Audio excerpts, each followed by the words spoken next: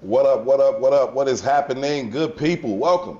Live edition of Herb and Two. Y'all know what it is. We get together, we talk about stuff impacting the black community. We got to give our opinions on it on this live version. You get to give your opinion of it too. Thank you so much for tuning in. As always, your input is valued. Definitely appreciate it here on the Herb and Two show.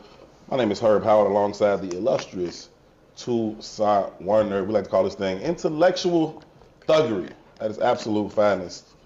Two, what's happening, good brother? Herb, what's happening, my brother? I'm tired, family. Yeah? I'm very tired. That's okay. You look fresh, though. But I'm very tired. That's okay. You know what I'm saying? You know, it's two types of tired. They say it's mental tired, then there's physical tired. I'm both of them damn things. Yeah, I'm both. Both of them. That mental exhaustion is worse. Is it?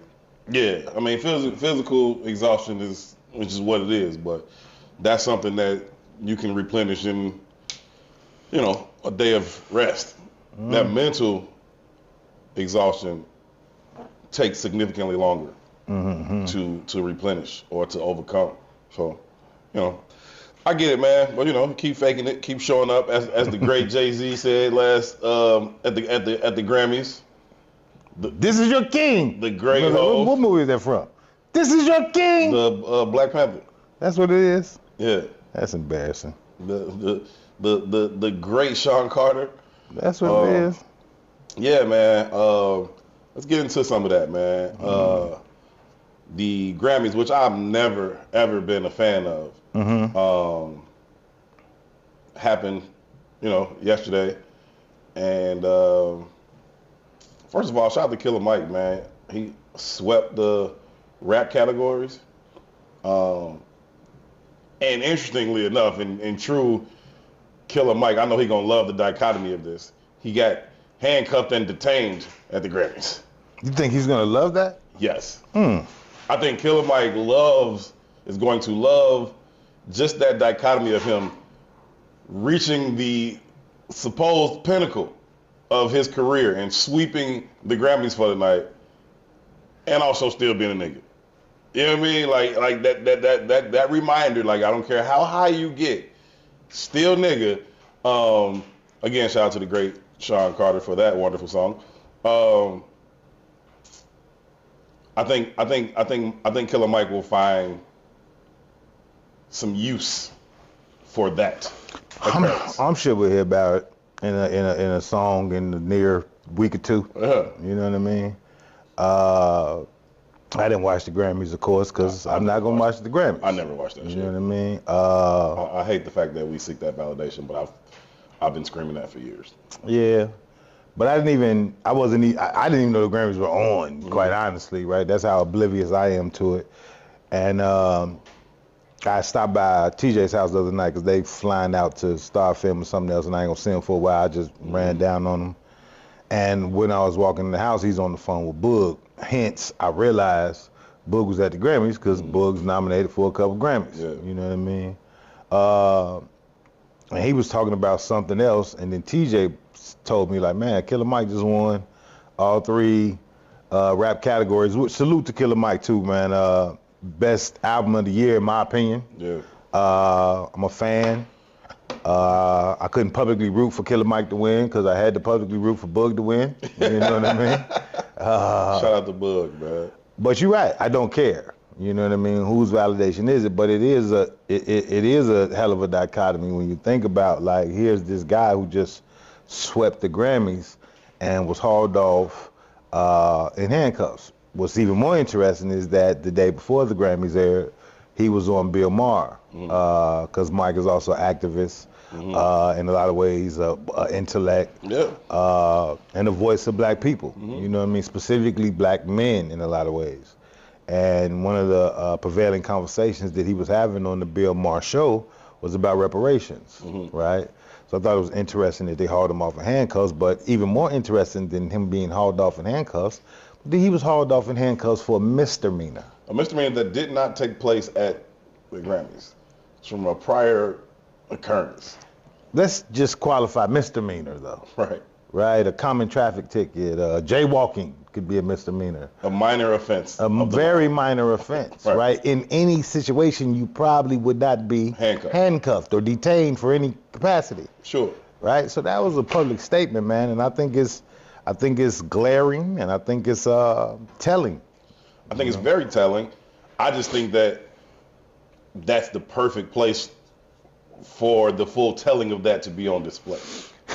I agree, but who's telling, who's giving the message, and who's receiving the message, and was the message received? That's the only thing, right? Who's giving the message is very clear. It's the white powers that be. Nigga, I don't care what you want. You still nigga. It's incumbent upon black folks to receive that message as such and understand that this mythology of you being able to rise above blackness in America, in the eyes of whiteness, is not real. You can't make enough money to overcome it. You can't achieve enough accolades. You can't have the right titles or degrees, diploma. There's nothing you can do. The man at their, preeminent award ceremony wins the entire rap category all night long, sweeps it, leaving handcuffs. Do you think we get a message? I doubt it, but time will tell. I think that's the best place for us to be able to get it. Like, if you can't understand that dichotomy in this situation, then you're never gonna understand it. Like, you've tried to explain it through, one day Kanye a billionaire, next day they like, nigga, no, you're not. You've tried to explain it through the Bill Cosby's, all these different ways. Here's it all wrapped up in one night for you, perfectly displayed. Can we receive that message? I don't even think we gotta wait for time. I think later on in the show, we proved that we didn't get the fucking message. Okay. Right? Again, I didn't watch it. You finna come at my mans. I'm coming at your mans. Right? But I'm not coming at your mans. I'm tired of coming at your mans. He's a clown. I'm tired of us. I'm tired of coming at your mans. He's a clown. I'm tired of us. Okay.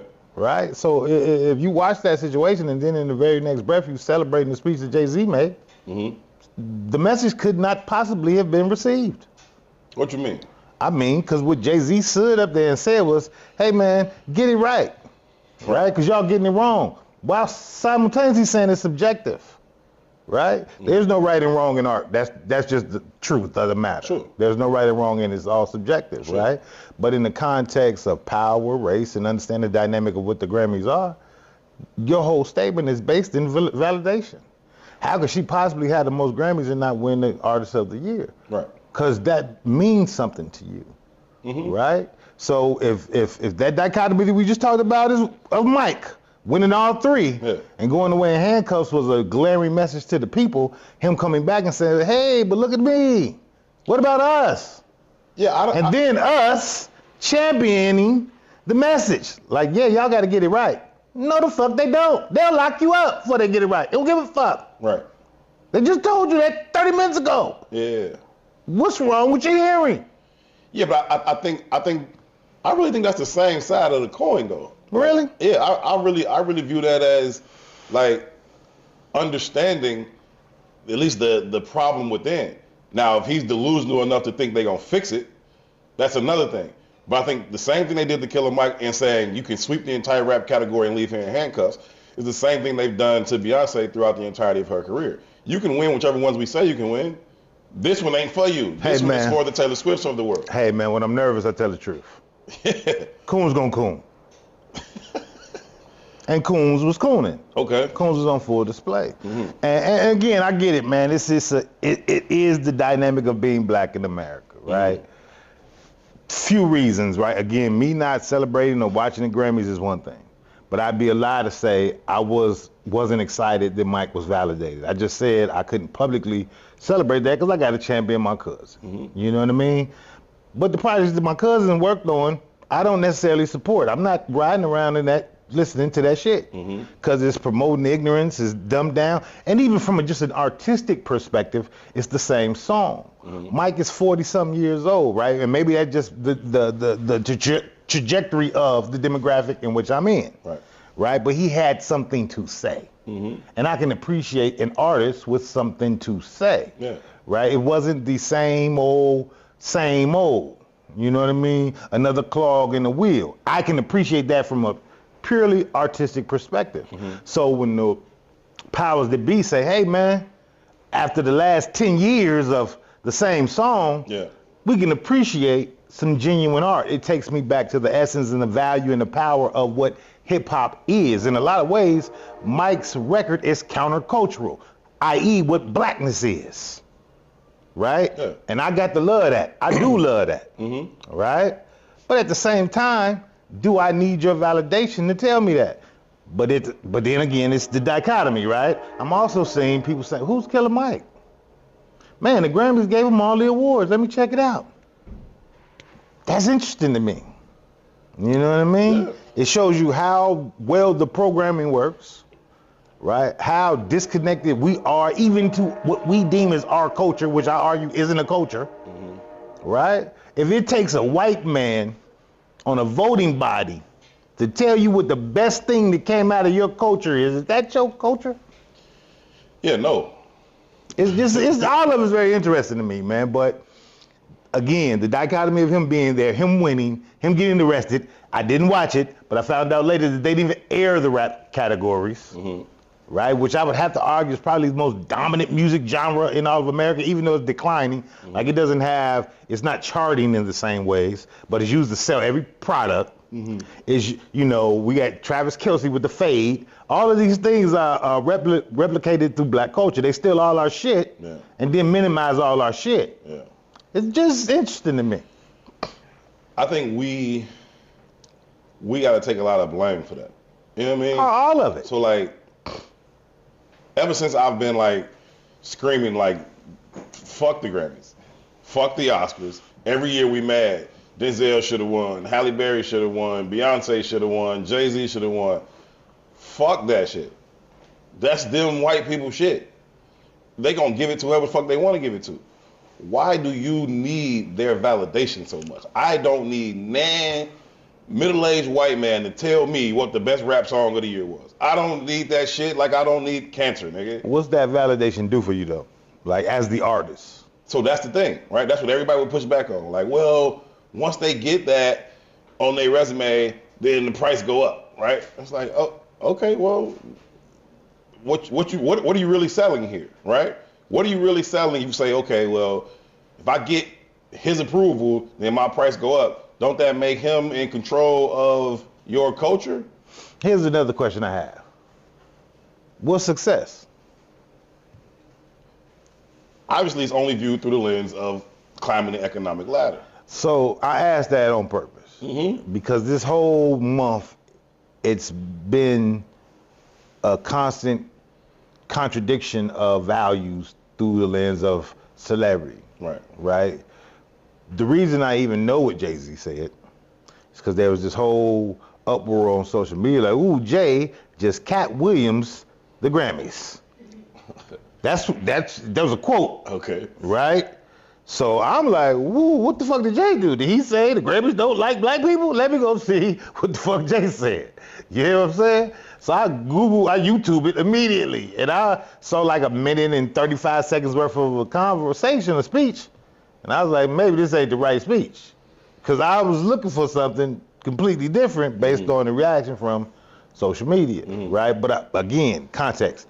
Jay just Cat Williams. That's crazy. The Grammys. I don't even know what that means. That's crazy, but okay.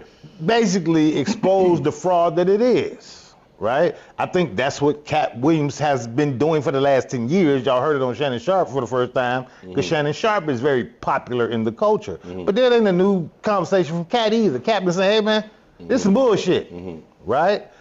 But again, success is subjective, right? So what Cat also says is, hey man, I sell out all my tours. I do this on my own. I own all my product. I bring upstarts with me all the time. I bring new people to the conversation all the time. What is success, right? So Cat keeps all his money. He ain't splitting it with nobody, except for the people that he chooses to split it with. Sure. He also is in control of his own destiny. He's found his people. He creates a showcase for his people. He lives very well off providing product to his people. Now, because of Cat's peculiar personality, right? Yes. That probably doesn't fit into mainstream culture, at least in the context of how they want it to fit. You're not invited to do the movies that's on Netflix, right? You're not invited to do whatever, right? And the world, or our community specifically, that's why what qualifies success. Devalues cat for not reaching that pinnacle. Yeah, I think that's the problem, right? Defining success for yourself, right? And I've talked about this a lot, just with me personally in my sports journalism career. Like, I get it all the time, mostly from us. You know what I'm saying? Like, when the fuck is you gonna go to a major network? And it's like, when the fuck are you gonna stop insulting me? You know what I'm saying? Like, I've said repeatedly, I'm good where I am. I like the people I work with. I like what I do. Now, you want to go put some letters on it in ESPN or ABC, whatever fuck letters you want to put on it, and then that would validate me to you. I don't seek it. That don't fucking matter to me. You know what I'm saying? But again, right, that's the nuance of it all. But it's those three-letter organizations that are seeking you. Right. You understand what I'm saying? Right. Which puts the power in your lap, right? But the outside world, that's why I say Jay is going to tap dance every chance he gets to tap dance. But I'm not mad at him for tap dancing no more. I'm mad at us for clapping at the goddamn performance. Yeah, so that's what I'm saying. Like, never mind the me and the network shit. Like, that's a sad business conversation. What I'm talking about is the outside perception from us. You know what I mean? About how could I not be taking these opportunities? Why would I choose to stay at a black-owned, independent, comparatively small network as opposed to going there? Like, what's wrong with you? What's wrong with you? Right? I don't know. Like, the shit you give up to do those things aren't worth it for me. You know what I'm saying? It's like, oh, you could be the next Stephen A. Smith. I could be Herb Howard is what the fuck I could be. I happen to like that nigga. You know what I mean? I have no desire to do what Stephen A. Smith does. You wake up at 6 o'clock in the morning, Stephen A. Smith is on fucking TV. You turn on TV at 10:30 at night after an NBA game, Stephen A. Smith is on TV. Fuck you, I'm finna do TV for 16 hours a day. Get the fuck out of here. I'm not doing that. You know what I mean? But to everybody else, look at that. The man does that 365 days out the fucking year. You crazy as shit. What's Stephen A. Smith's relationship with his kids look like? What's his relationship with his old lady look like? Where's the time for that shit? Yeah, what's his health look like? You know what I mean? So that's why I asked, right? Success is subjective. Whatever you see it as. You know what I mean? But in the context of having that conversation, we see how people respond. You know, and that's what becomes interesting to me. And it's not a Grammys conversation to me. It's a black life conversation to me. It's what we value to me. It's the lack of identity to me. We still define ourselves through the lens of whiteness. It's continual, and it plays into our politics. It plays into our love of one another. It plays into our relationships. It plays into how we run our households, and we can't seem to understand that. It's a lot of weight to carry, bro. Yeah. You know what I mean? Yeah. So when do we get to the point where we just divide the line then and say, okay, look, I'm not going to change all y'all's mind about the pursuit of this ever elusive bag, right?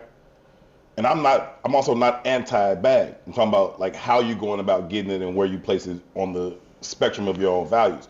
But when do we just be like, all right, I'm not going to change y'all mind about that. You niggas go here, we go here. I don't think you can until you change the language. I think words are powerful, man. I experienced something this weekend. It was very interesting. But even the context of the conversation of the bag, you don't desire the bag. The vast majority of Americans do not desire the bag. Okay. What they desire is some level of value and love. That's it. So what does the bag do? It gives you opportunity to purchase things to replace love for the attention you get for having the things, right? Again, success is subjective, right? Let me tell you how fucking successful Cat Williams is. I went to see Cat Williams perform on a New Year's before. The motherfucker talked into the bottom of the mic for the first 30 minutes and nobody asked for their money back. You fucking successful as it get. You understand what I'm saying? Whatever qualms Cat got going on, he high, whatever happened, we sat there in that audience, nobody left till he figured out to turn the fucking mic around. Right. You know what I mean? Right. That's hella successful, bro. Y'all also fucking stupid, but That's it is successful. But again, right? Perspective is a motherfucker, right? So outside of the confines of that paradigm, who can tell you whether or not your value? Right. You know what I mean? Right. That's some shit to think about. Yeah.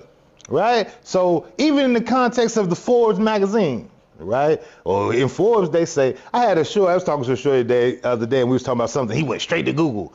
Like Google says, I don't give a fuck what Google said. I said this. Right? But think about how we Google people's wealth all the time. Well, Google says their value is that such and such. Right. The only reason Forbes has that information is if the person who has the money gives them that information. The people with the real money don't give them that information. Right? So even to give Forbes that information is because you want that information public. Right. You want the world to know, hey, I got this. Right. Why? Because that's what we're trading love and attention we're trading attention for love. I was out somewhere a couple days ago, and it was this dude that had on a Rolex watch, right? It's a real Rolex watch. But it was like 3 links too big. Like, bruh, I know you want to have on the Rolex watch. Wherever the fuck you got this watch from, cool. I know you want to wear it. But my G, it's literally about to fall off your hand. Can we knock it the fuck off? Like, can we stop this front shit that hard? Like, that's crazy to me. And like, it be those types of things. And shout out to the chat. I see Carter's like, if Herb go to ESPN, you can kill intellectual thuggery. They will immediately tell you, Herb, you can't have a podcast with that 2 Negro. That's part of it, for real. Just the freedom. I remember having a conversation with another person on the Bears beat that worked for a major network, and they were like, man, I forgot. I don't even know what I had tweeted. I don't even know what I said. I think it might have been when I said, like, fuck Brian, like, he could shut the fuck up. You know what I'm saying? And they was like, man, I wish I had the freedom to say how you talk on Twitter. I'm like, it's your fucking Twitter. Like, what you mean? You know what I'm saying? Aside from the fact that my thought processes on these things are generally aligned with the leaders of my network at the bigs, but aside from that, they still don't just like police my personal shit about what the fuck I say. Like, what the fuck are you talking about? Said major network is gonna come to you and tell you about a personal tweet you made. Man, check this shit out.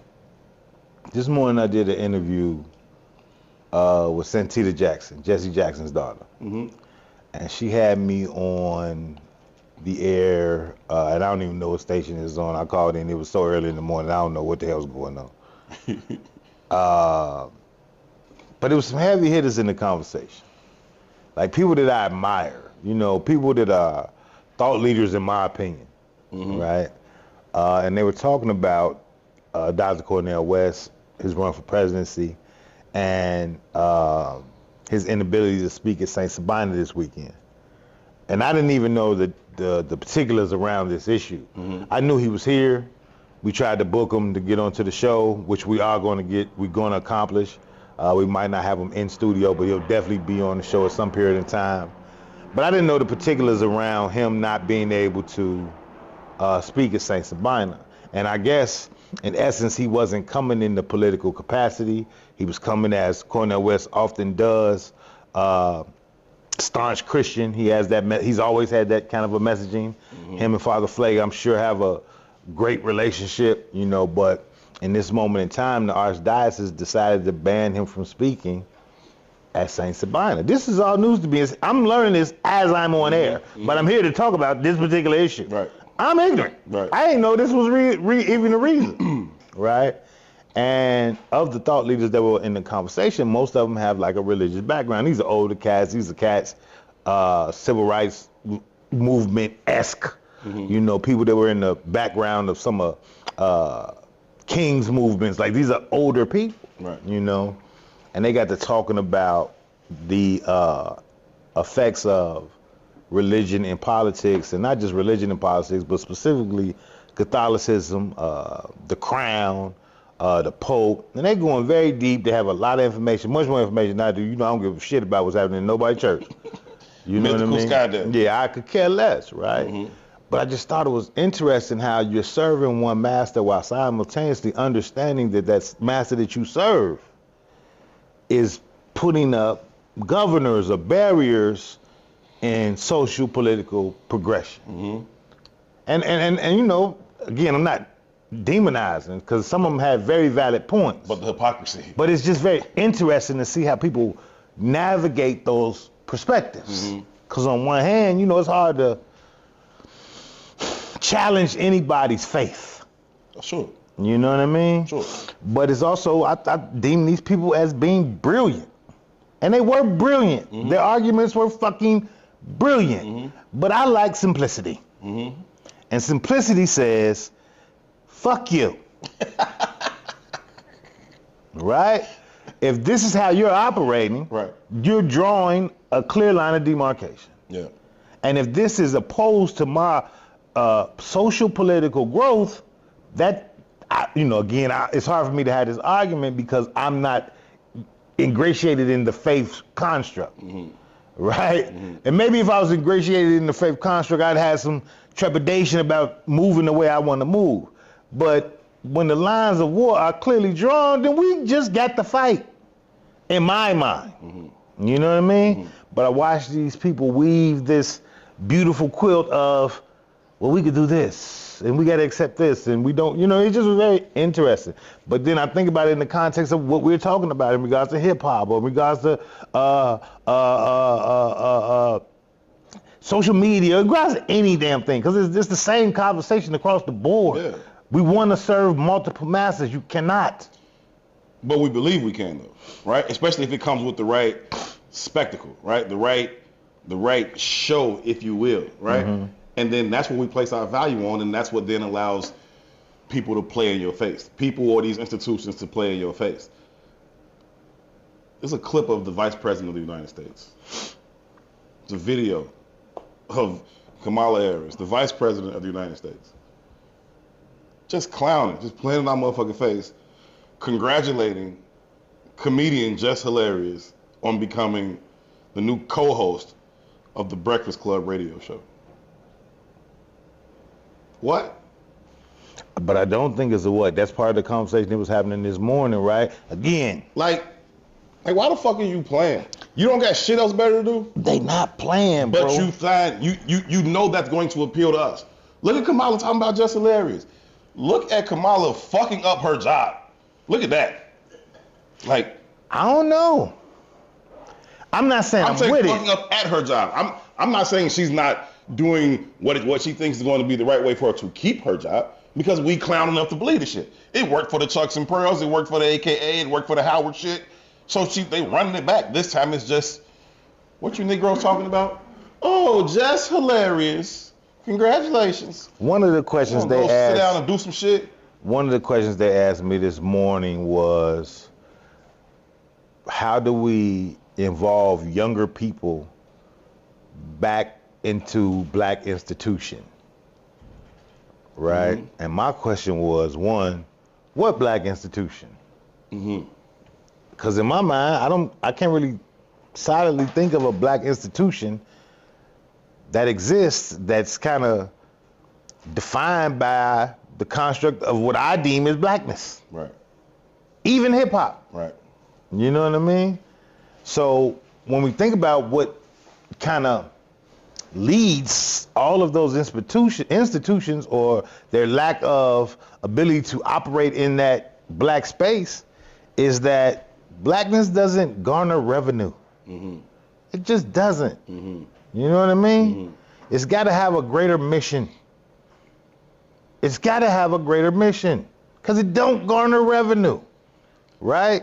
And if that's the case, bro, and our addiction to celebrity and our addiction to capital and our addiction to lack and desire, then we can't get back to an institution. We're disconnected, right? And then the people you want us to connect to are doing the same shit, just with more articulation. I think it's a decision too. Like motherfuckers are decidedly disconnected. I watched the documentary, and I recommend all y'all to watch it. It was dope as fuck. On the "We Are the World" song. That remember all the artists came together in the mid '80s and did that. "We Are the World." It's a documentary on it of that night, and such a dope documentary because that night was crazy. Everybody was in it. It's Michael Jackson, it's Stevie Wonder, it's Ray Charles, it's Bruce Springsteen, it's everybody. You know what I mean? And it was a logistical nightmare, right? Trying to get everybody in one place. They said Al Jarreau was drunk as hell the whole time. Al G was on his he was in that. They got his turn to sing. Oh, he was hit. Quincy Jones, who's producing this whole thing. Children? Quincy Jones, who produced this whole thing, he said, I kept seeing them bring in bottles of wine. He said, every time they bring it, I would just take it and throw it back out the door. Stop giving Al Jarreau fucking wine, man. He was in there hit. But they was just talking about the logistical nightmare. And shout out to they said Mike didn't even record there. They said Mike recorded here somewhere else and just like, yeah, I'm not dealing with you peasants. Nah, Mike was there and very, very active in it. He was there, he recorded the piece there. He and Lionel Richie. Shout out to Lionel Richie too, man. I got a lot of more respect for that dude after just having watched that. His day was crazy. He hosted the American Music Awards that night. They had to do this on the same night of the American Music Awards. This is the only time you get everybody together. People are going to be in the same city. And he hosted the AMAs that night and then went to go do that. And he was just instrumental throughout the entirety of the process of pulling this thing together. It was the brainchild of Harry Belafonte. And then he, got them to do it, Quincy Jones and Lionel Richie. And they pulled in Michael Jackson. So Michael and Lionel had been working on the track before. That was R&B's version of Self-Destruction. Self-Destruction. Yeah. They, they was trying to feed kids in Africa, but yeah. Self-Destruction was trying to feed kids in Compton.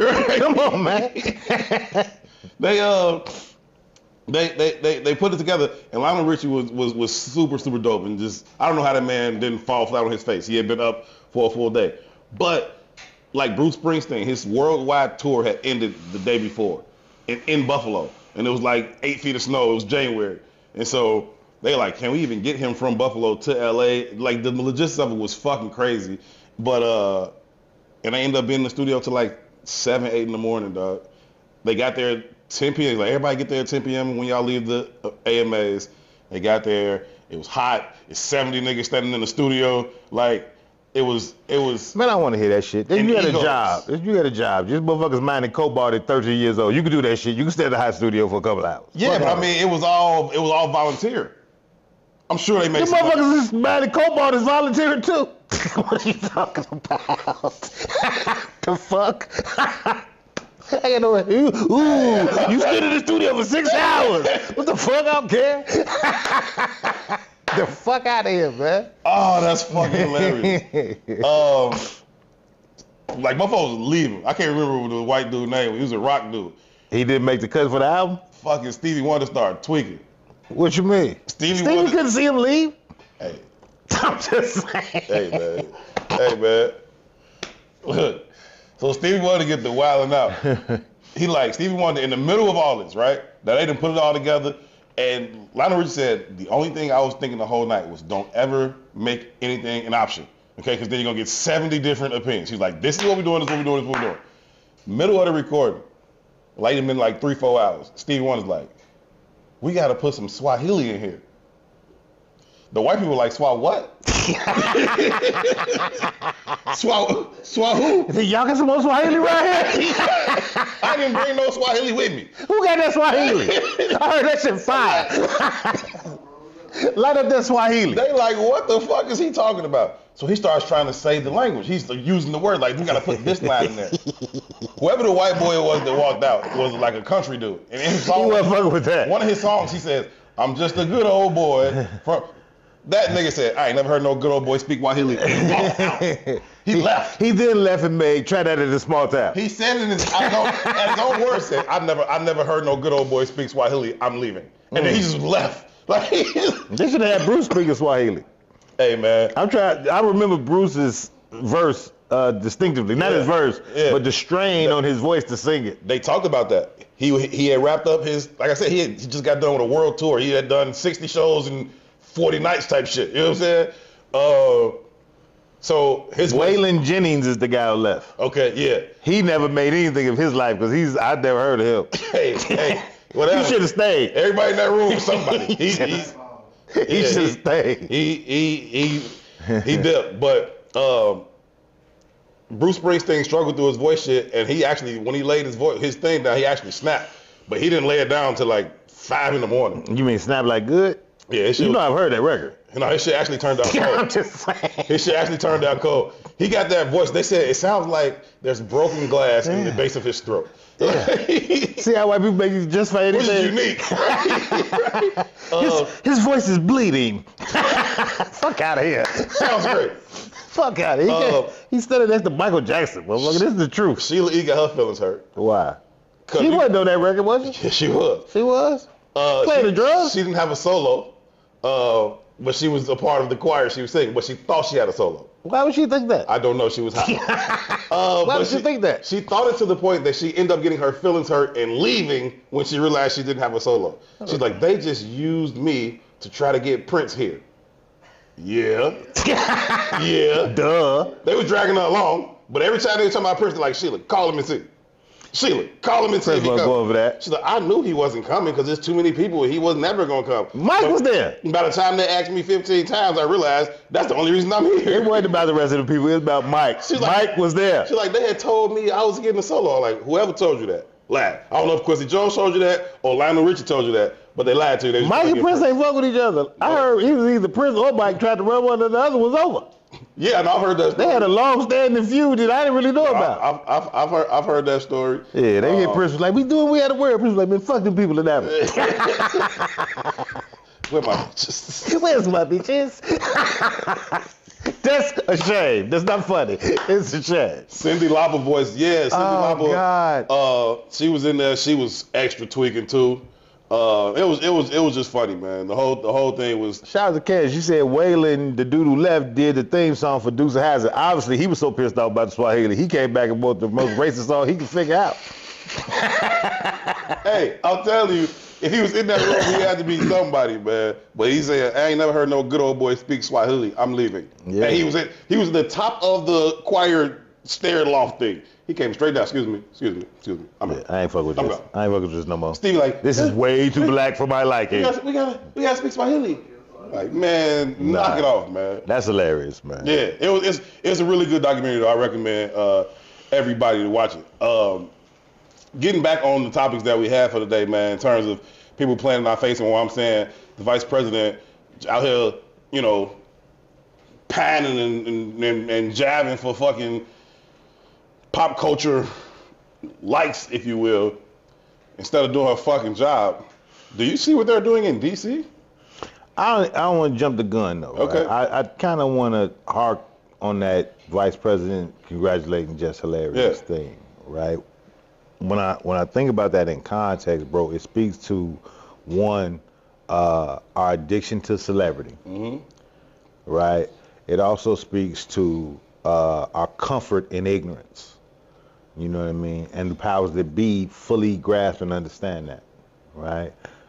We just talked about the archdiocese preventing Cornel West from speaking on the weekend at St. Sabina, and truthfully, nobody even knew that was happening.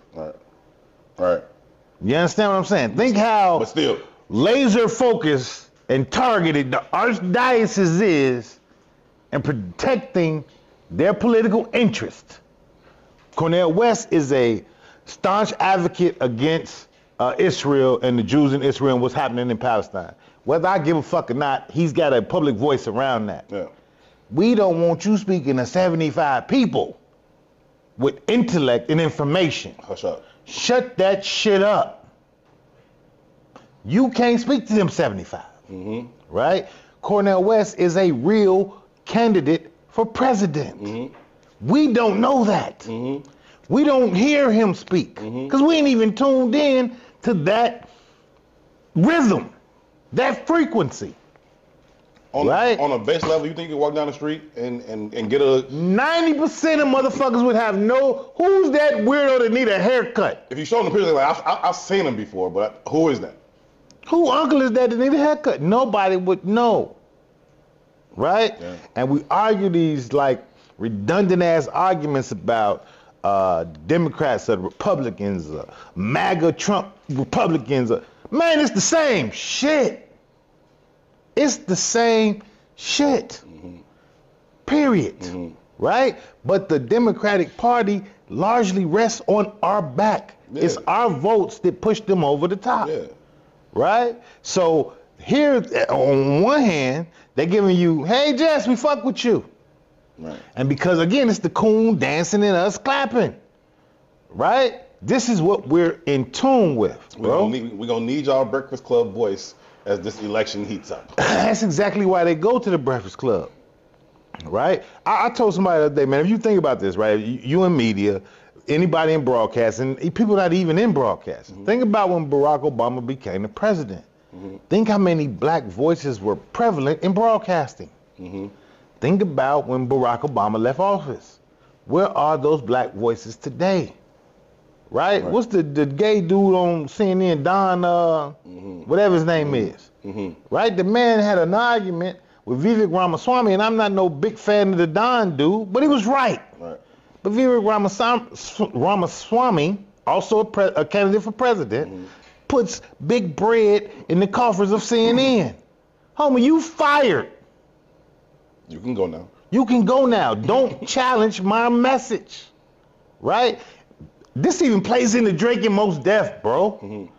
The value of the black institution is that its only value is that it's counterculture, because that's what blackness is. Right? It's just counterculture to what this white shit is telling you. What you always say about spitting on the sidewalk? If they say don't do it, you gotta do it. It's fucking necessary. It's what it is. Just what it is. It's always been our position in relationship to mainstream America since the inception of this American experiment. It's just what it is and us.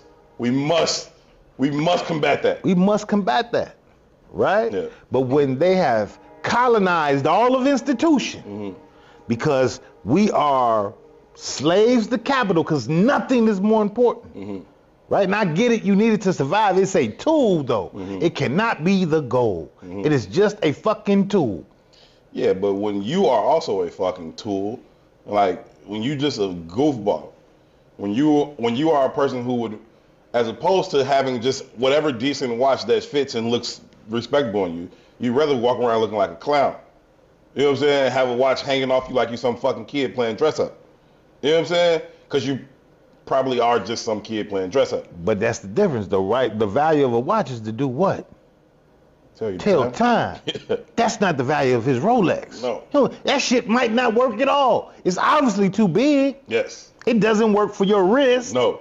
But that's not his goal in wearing the too big Rolex. His goal is to say, I got this Rolex. Yeah. Alleviating the value of its intrinsic value. Right. Had nothing to do with that. It has nothing to do with it. And that's how we've elevated the construct of capital. It's not real, bro. It ain't real. But because even those who rock with the church or the construct of religion, if your God does not equate to the same value of XYZ check, then you don't believe in God, bro.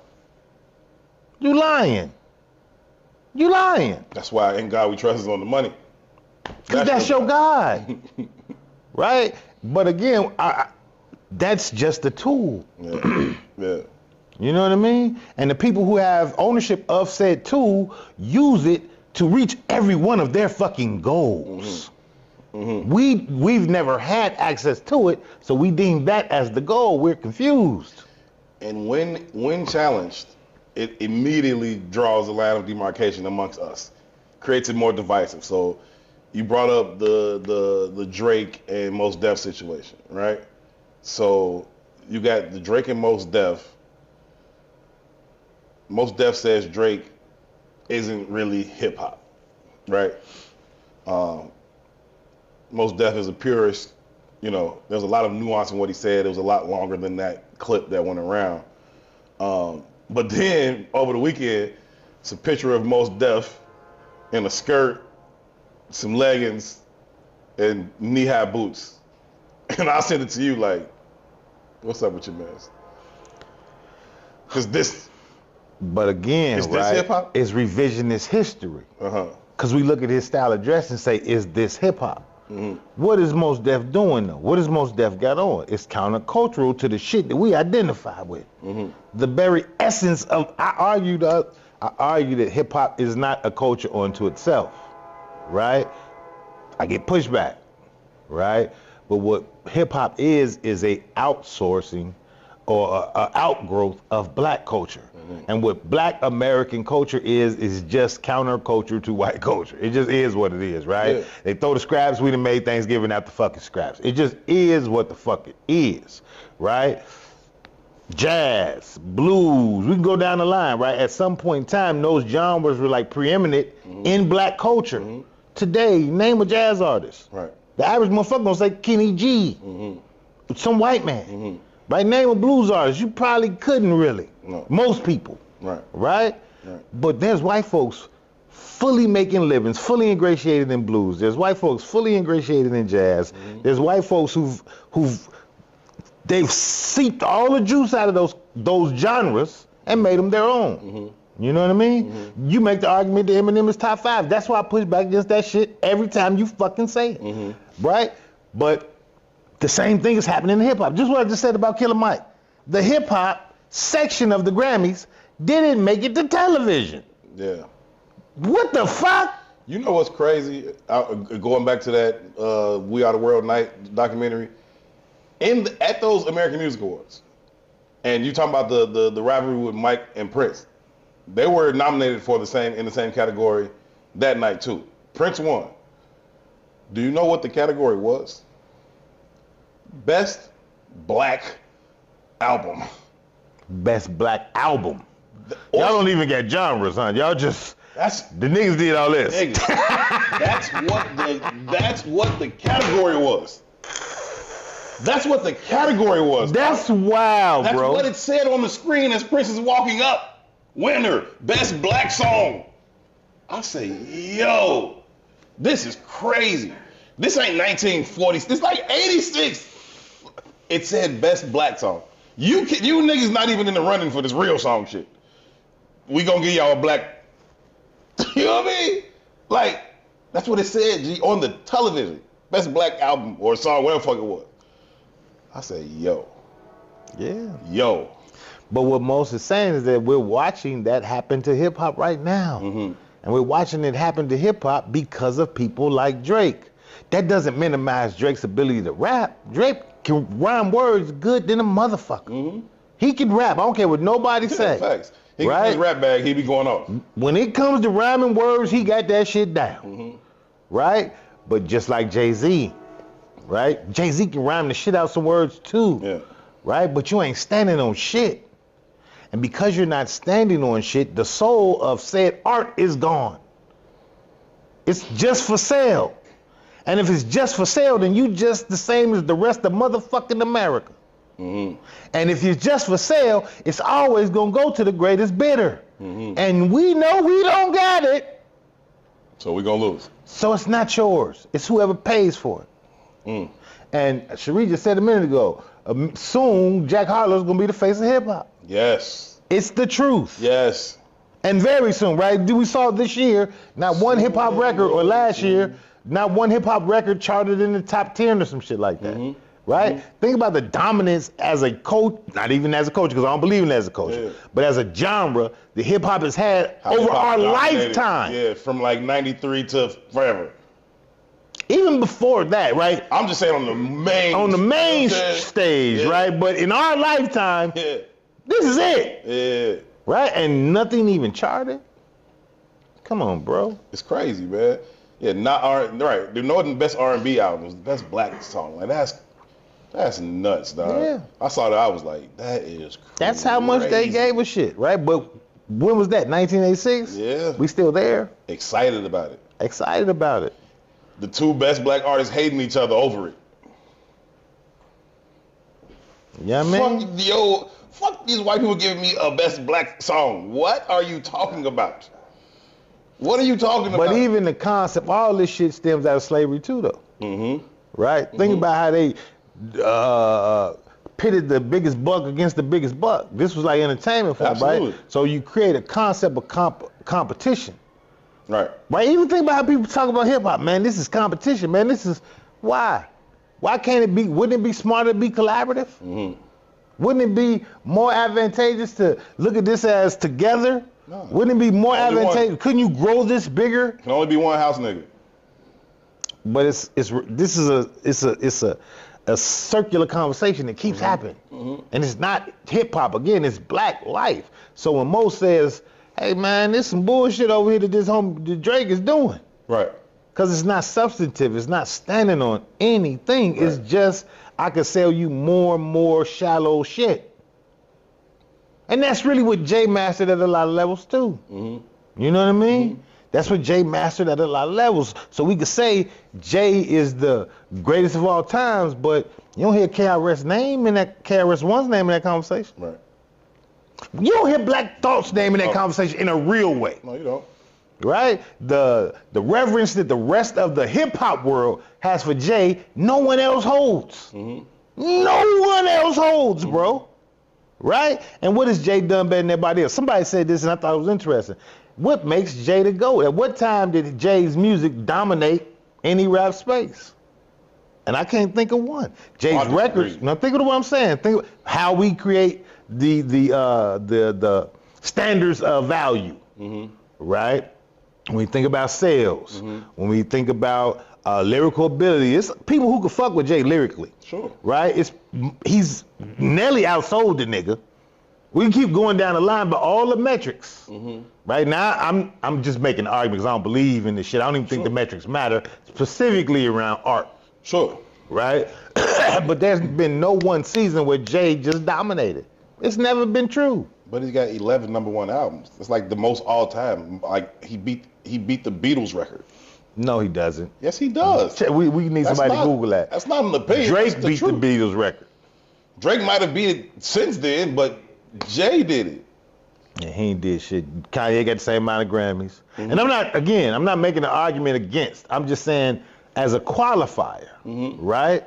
As a qualifier, the 11 number one albums. I didn't even know the nigga had 11 albums. Come on, man. No, I'm being serious. Okay. I'm being serious. I didn't. And when we think about from our community's perspective, right? What we say are his best albums? The Blueprint. Yeah, I think The Blueprint is his best album. And I think Reasonable Doubt is his best album. I won't argue that. Right? But Kingdom Come was Huff. Huff. The second one, whatever that was Volume 2, Life and Times. Huff. I don't think it was Huff. He's had a couple that I didn't love. I didn't really like. He's had a couple I didn't love. Kingdom Come was the worst. That shit was super Huff. He has about 4 of them that I thought were classics, and then the others were somewhere in the middle of those. Either way, what I think he's done the best, if you want to use that metric, is this ability to cross over this trend. That's why people are like, yeah, he did it. He's been validated by whiteness the best. Right. And I think largely because he married Beyonce. Perhaps. Yeah. Perhaps. It's a genius move. Even though it's pedophilia, it's still a genius move.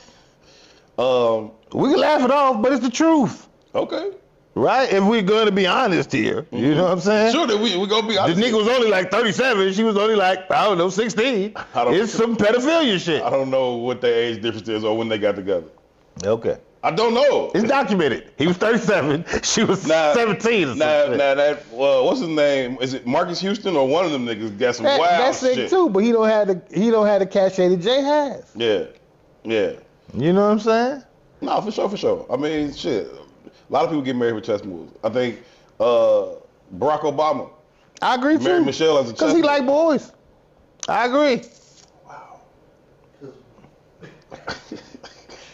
I ain't mad at it. Let's live our truth. That's what shit. we're in what they said 2014 is the age of Aquarius, right? Oh, That's when you're shit. supposed to live your truth, right? Let's live our truth. Come on, G. It's Barack Obama, dog. Right? You're a handsome dude. Right. You're the most popular black human being in existence. Right.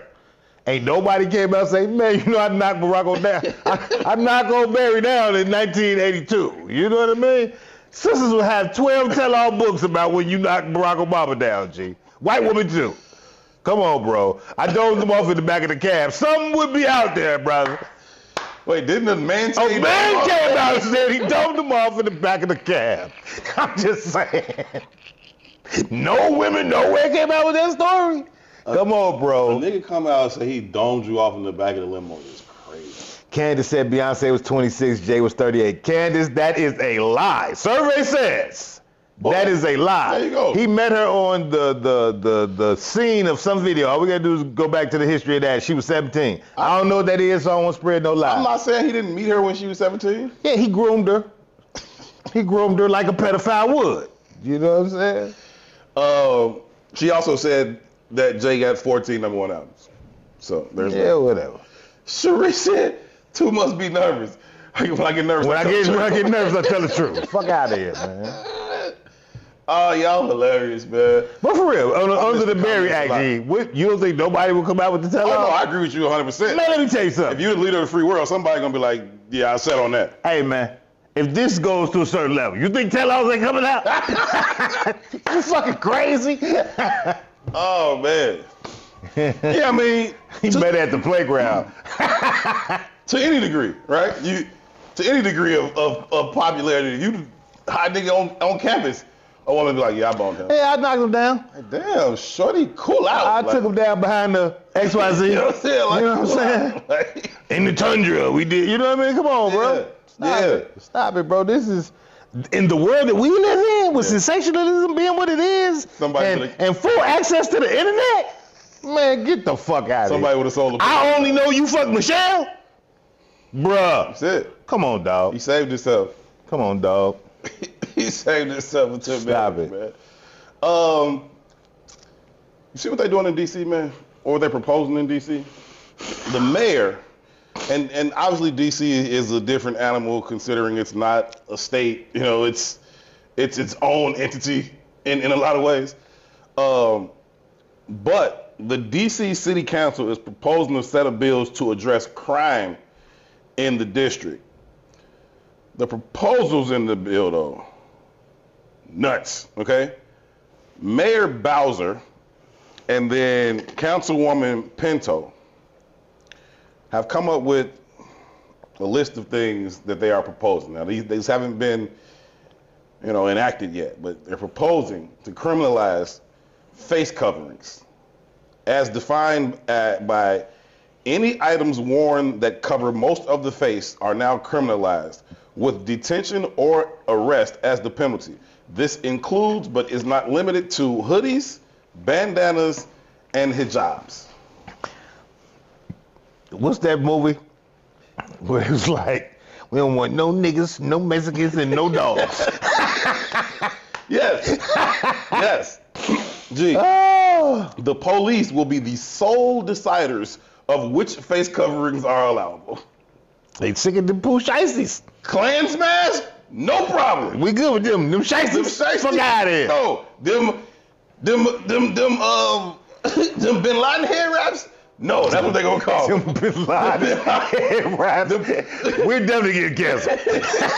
We ain't even get started. We finna get finished. Them poo shiesties Oh, ain't Bin God. Ladens? No. Oh, God. No. Them Bin Ladens. That's wild as hell. Them Bin Ladens and them poo shiesties are no go. Another thing they're proposing. Gatherings of 2 or more people criminalized. Gatherings of 2 or more people. I ain't something happening to this shit, man. We moving back to slave patrols, This bro. is real shit. Shit is getting crazy, This is man. the mayor and the councilwoman in D.C. The police can now designate any neighborhood as high risk, allowing them to arrest innocent people for gathering in groups of 2 or more. If the police suspect they might commit a crime, they can be fined or imprisoned. You ever not been with another motherfucker like you outside, like 2 people, G? Like, 2 people? And the police be like, you know it's one of them high-risk communities. Y'all niggas going to jail. For what? Because y'all might commit a crime. What? It's like this sounds like some satirical shit. This is happening in the fucking nation's capital. So you remember Stop and Frisk? Yeah. Right? What do you think Stop and Frisk 2.0, right? It's Stop and Frisk 2.0, right? What's the, you know, what is like the holidays come around, like Thanksgiving or whatever, and they got the random stops on like 55th and shit. They just stop in every fucking car, right? That's criminal, checkpoints. Bro. Yeah, checkpoints. That's criminal. Yeah. Right? But again, we living in a police state, right? We live here now. Right? We live here now under the confines of law and ruled by police state. When they had the uprisings or whatever, you also see the lack of power that the police really have. Right? But that's what the value of legislation, right? We can, whether it be crack cocaine or a bullet in a gun or whatever it is, right? We can justify enslaving you. And that's all it takes is a stroke of a pen. That's it. That's all it takes. That's it. Right? But Kamala is sitting down with Jess Hilarious. And that's what we're talking about. She listened to Tupac when she had Charlemagne the first time and she smoked weed. That's the shit that we're in tune with, right? We're not in tune with real legislation. We're not in tune with the laws of the land in which we encompass. Meanwhile, you the vice president in the nation's capital, and right down the street, the mayor of said city is... But meanwhile, when she was in California, she was hanging niggas her goddamn her self. own self. This is how you become her. Looking to her own personal record of what she's done. That's how it works, bro. 2 black women, but then it was time she needed them, and so I'm an AKA. Killing car chase suspects, now legal. Police can now kill suspects during car chases, a practice that is currently banned. The police will become the sole decision maker about life and death, regardless of guilt or innocence. You take off, we will kill you. Nuts. Body camera restrictions removed. This plan will overturn current policy that prohibits the police from viewing their own body camera footage before they write statements. So like, you write your statement, you usually can't watch the video before, right? Because that's gonna be used to either affirm or contradict what you said. Now, they go back and watch it and then they make up what was happening. This is what happened at 6.2. So they watch it like, you see right there where I was choking them, really what happened? What happened? Like, this shit is crazy. Fear is now cause for arrest. Fear is now cause for arrest. Well, fear's been cause for killing motherfuckers for a long time. But it's on the books, my G. It was on the books before. That's all they had to say was, I was afraid of my life. I shoot the shit out you. Stand my ground. As soon as I was in fear of my life, they shoot the shit out you. Yeah. So is that a new one? It got Trayvon killed. They tried to use it in the mall. Shout out to Trayvon too, man. Today is Trayvon's birthday, man. He'd have been 29 today, man. I don't want to let that pass without saying, you know, happy birthday to Trayvon. I'm glad he came up in the show then. Anyone wearing any item that covers most of their face who causes another person to feel afraid can now be arrested regardless of the person's actions. That's insane. Can you hear the Karens on the phone already? Can you hear this shit? That's insane. Can you hear the Karens calling the police? That I am fearful of what? There's a person out here. Man, look, they've decided. Dog. And they're showing you in every possible way, right? Mike being carried off in handcuffs, this new legislation out of D.C. They've decided there is no value for your black life anymore, right? And when you think about it, the only value your black life has had on this soil for the time that we've been here is labor. Yeah. We don't need your labor, bro. We straight. We don't even need your entertainment. Technology's moved to a place where we're good. Create our voices to sound like yours. We get y'all was arguing in here the other day. Ron was talking about, man, they just can't break dance. Yeah, they've mastered all your shit. Now they have no value for you. Yeah. Fuck out of here, bro. Nah, it's off the chain, bro. Active duty status of officers is now secret. So when they do some shit, they misconduct. The public will no longer be able to know if an officer who was found to have engaged in misconduct is still on active duty or not. Wait, what? Officer gets... I could not be an officer of the law? I could have just at one time had been an officer of the law? No. If an officer is found to have engaged in misconduct, right now, you can know whether or not that officer is active duty or not. Now, like, don't worry about if he's still... Oh, it ain't your business. Yeah, I get you. He's still out there misconducting right now. I get you. Fuck you completely. Excuse me, completely. Right, I get you. Fuck you. Show your papers, Metro law. If that ain't some slave patrol shit. You got your freedom papers? Show your freedom papers, nigga. Woo, the police will now be able to immediately arrest anyone suspected of misconduct. What are your papers? Because I ain't got mine. I don't got mine. While riding the Metro, who refuses to share their name and home address. For instance, if a plainclothes officer demanded your address on the Metro, not telling them could lead to your arrest. Yeah, that's wild as hell, man.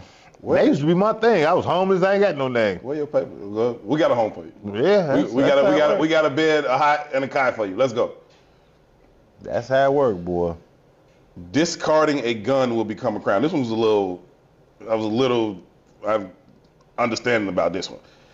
If you illegally possess a gun, which is already a crime, the moment you drop the gun or put the bullets down, you've committed 2 more additional crimes. So if you keep holding the gun, you'll get shot by the police. But if you drop the gun, you're getting a longer sentence. I don't even know what that means. It means we can do what the fuck we want to do. That's what it means, bro. They're proposing all those while simultaneously proposing cuts to SNAP benefits for food, cuts to emergency rental assistance, cuts to domestic violence support, cuts to homeless prevention and eviction support, cuts to transitional support from shelter to housing programs, and cuts to youth reentry diversion programs.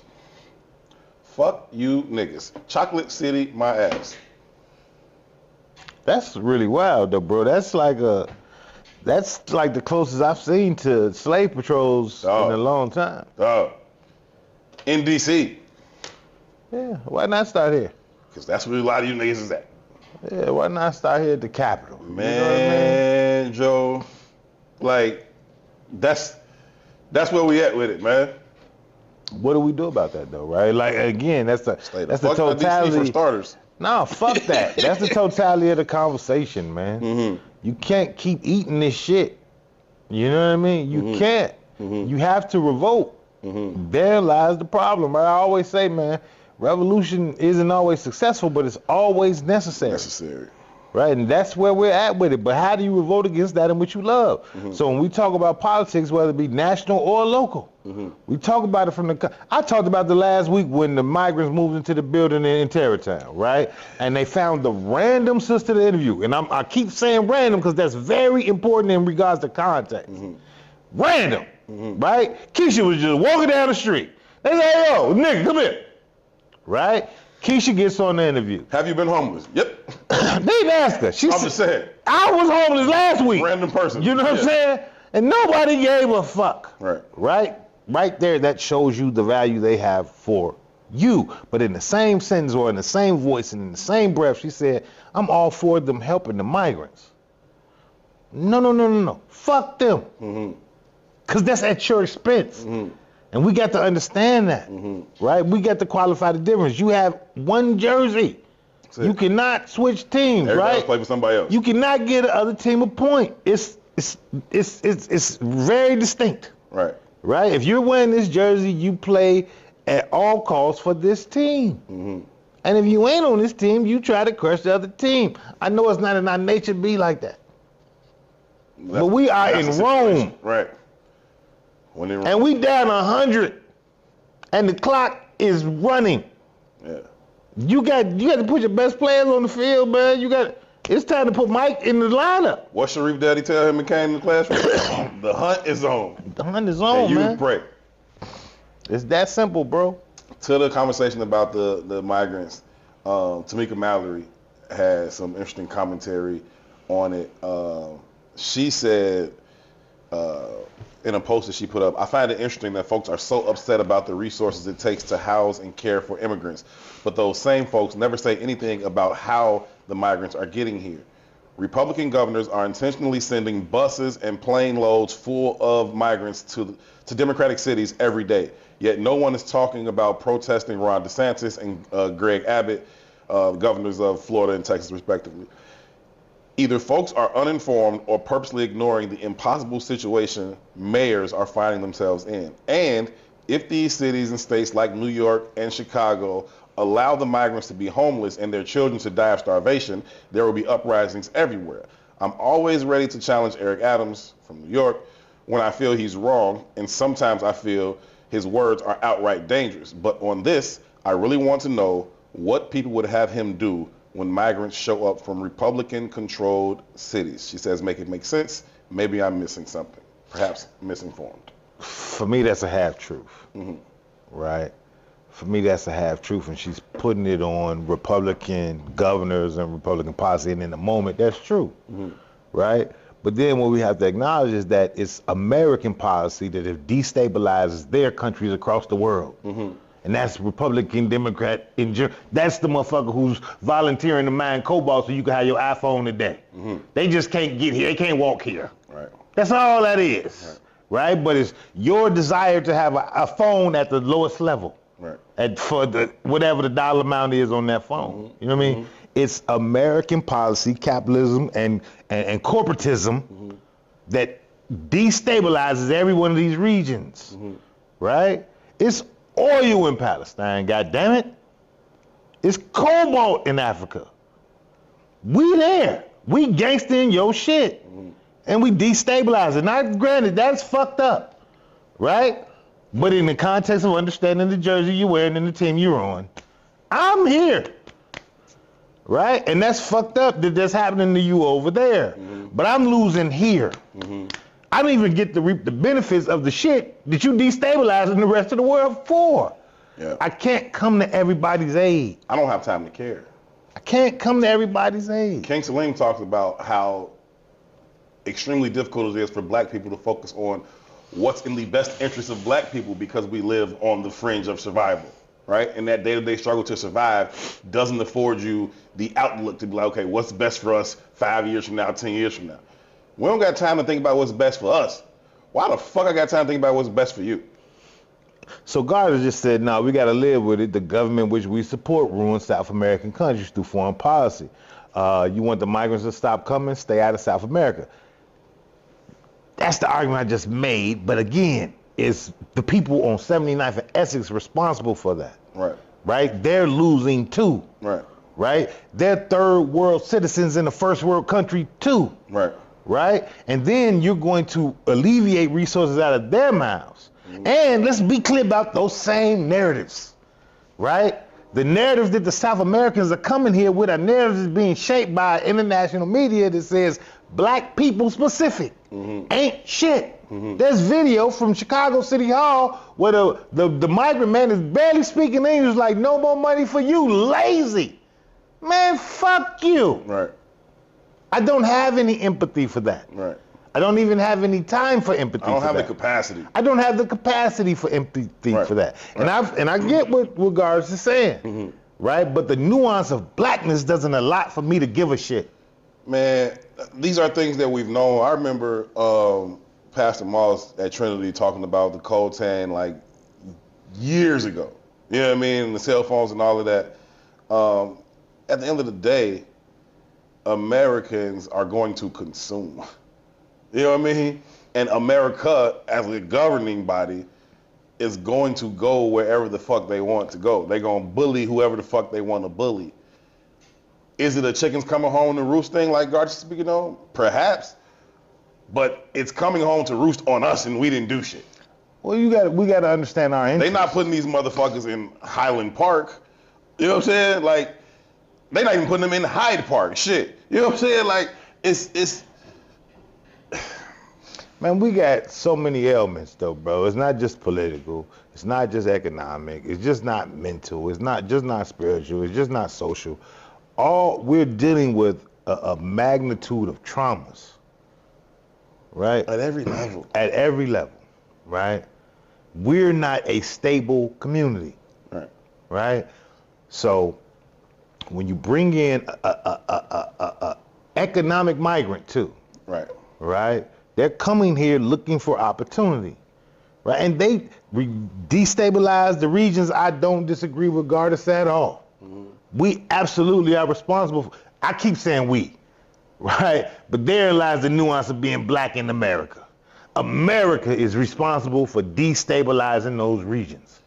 I don't know if we qualify as part of that we. So Gardner said, and the point is we're voting and supporting those politicians who drive those policies. It's not about empathizing, it's about living with that sin. Again, right, we just said just hilarious. Kamala Harris shows up on the Breakfast Club and we're voting based on her being just hilarious, right? Again, and we're not reaping the benefit of those policies. But I'm saying, and to Gardner's point, we're suffering under the same regimes, right? But we have all of those problems I just named, whether it be economic, whether it be political, whether it be social. We just go down, whether it be mental, we can go down the line. And adding another community suffering with the same ailments with a different cultural understanding to the fishbowl of our lives is only a recipe for disaster. 100%. It's a big fuck you. It's a recipe. It ain't just a big fuck you, because them people are suffering under the same capacities. When they get here, they're gonna be responding the same way with savagery to survive. That's why our communities look like it. They do. Yeah.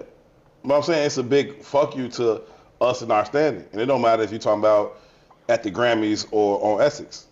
Fuck you. You swept the rap category? Fuck you. You know what I'm saying? Like, that's what it is. Across the board. Oh, you're responsible for putting us in office? Fuck you. Across the board. And I think everybody's playing with that, and I think we don't recognize it. I think there's a level of sincere ignorance that we don't even grasp. Before we get out of there, speaking of ignorance, man, you talking about Cat Williams. You know how he was talking about, what's the comedian name? Older cat, funny as hell. Earthquake. He was on Breakfast Club recently. You know how Cat said he couldn't read. So Charlamagne, ignorant as fuck. Charlamagne said, hey, Cat said you can't read. Can you read? Right? So he go on this long diatribe about why he can read, and I was in Upward Bound in 9th grade. Well, I was supposed to be in Upward Bound, but I didn't go because they had donuts, and I wanted to eat the donuts. This is what he said. He was in the Army, though, right? Yeah, he said, I went to the Army, and I had to read the stuff. I was responsible for loading the nuclear bombs. Anyway, Charlamagne, in his full ignorance and hilarity, slides him a piece of paper, an ad read. He said, look, you know you got to prove it to the internet. Ain't nobody going to believe you until you prove it. He's like, just read that. Earthquake looked at it and said, Cat Williams is a liar, and threw the paper away. That's not what the paper said? Hell no, I don't think he can read. Think Cat would tell the truth. I ain't laughing at that, man. I read a stat not too long ago, man. I think it said something like 75% or 80% of the world can't read. Context a motherfucker, man. That's nuts. It's not really nuts, man. It is nuts. It's not really, though, right? It's the things that we deem as powerful, that empower us or as valuable. When you get to the crux of survival in the world, then I can read. Yeah. I can't hunt. I can't fish. Right. A grocery store got to fucking feed me. Right. It's people in the world that can't read, but they gonna survive in situations that I couldn't survive in. 100%. Easily. It's about second nature to them. It's about what environment you put yourself in. Right. And what are the tools of said environment? And why can I read? Because it was required in the environment because that you want to per excel in. survival in this environment, they say these are the tools and skill sets you need. Right. Back to the kind of conversation we're having about if the I live immigrants. in the bush, But back to the there's kind no of value to reading, conversation but I we better be able having. to kill some shit. Kind of conversation we're having about the migrants or just being black in America. You learn these particular tools, these particular skills to migrate through the system of economics and survive here.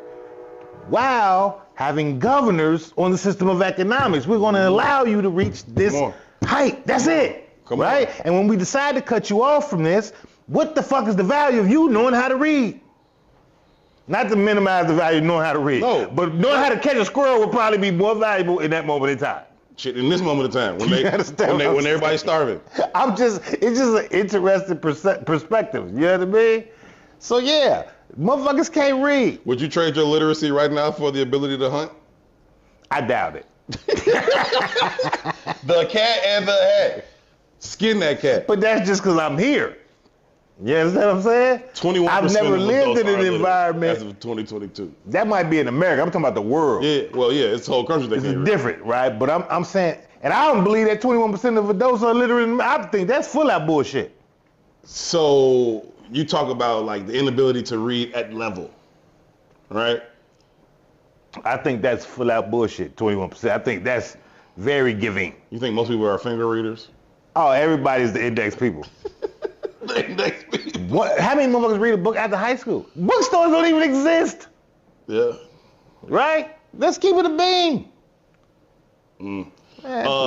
Last clip I saw y'all put in the comments that Patrick Mahomes' daddy got arrested for his third DWI. Yeah, he stayed drinking. Boy, that motherfucking mugshot they put up of him is crazy. But his son throw the shit at that football, right? Son, So throw the what hell does of it football, matter? He's super paid.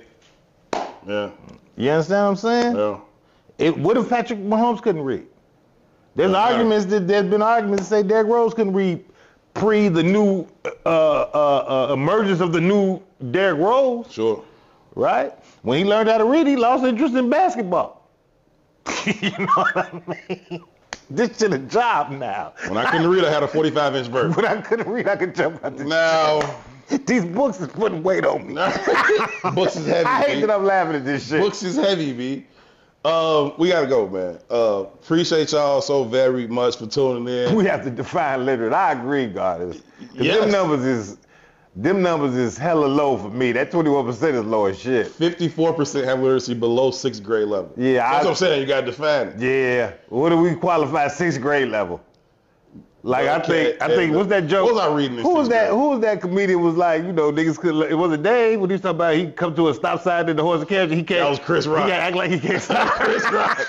That was Chris Rock. He said, now, if you a slave and you ain't supposed to read and you driving the buggy and you come up to a stop sign, you got a real dilemma. The octagon. He said, How you know that word? You ain't see that stop sign? You mean that octagon? Yeah, man. Anyway, appreciate y'all a whole lot. Shout out to y'all being in the chat. It's fun getting back in here with y'all. Make sure y'all share the video. Make sure y'all tag some people that would love to hang out in here and add some value to the conversation, or at the very least, find value in it. Man, check out the website. Check out the merch. Again, too, we back live on Mondays, but also we still have our recorded episodes dropping every Relationship Friday is going to drop. Friday. Relationship Friday at 1 o'clock. Those going to be out. Those going to drop on Fridays. The Relationship Friday shows. Official Dirtbags get a bonus episode every week on the Patreon, plus some other content. Me and Two finna do a old man challenge video right now. Did you see the video I sent you? Yeah, I didn't agree to do that shit. A doctor had a test that says if you were old, to see whether or not you're an old man, and it was to stand on one leg with the other leg elevated, and then put on this leg shoe and sock without ever putting it down, then switch and do the other leg. Yeah, I told you I was old when you sent me that shit. I ain't got to prove it to nobody. Maybe Ron could do it. We out, man. We'll see y'all next week for another live edition of Herb & Two. Check in with y'all later on this week for Relationship Friday. Again, shout out to all the dirtbags that we'll catch y'all on Patreon. Huge shout out to P. Huge shout out to Ron. They do all the hard work behind this motherfucker that make Two look decent and me look amazing. Shout out to E. We out of here for Two. My name is Herb. Y'all be good to each other. Peace. Man, salam alaikum.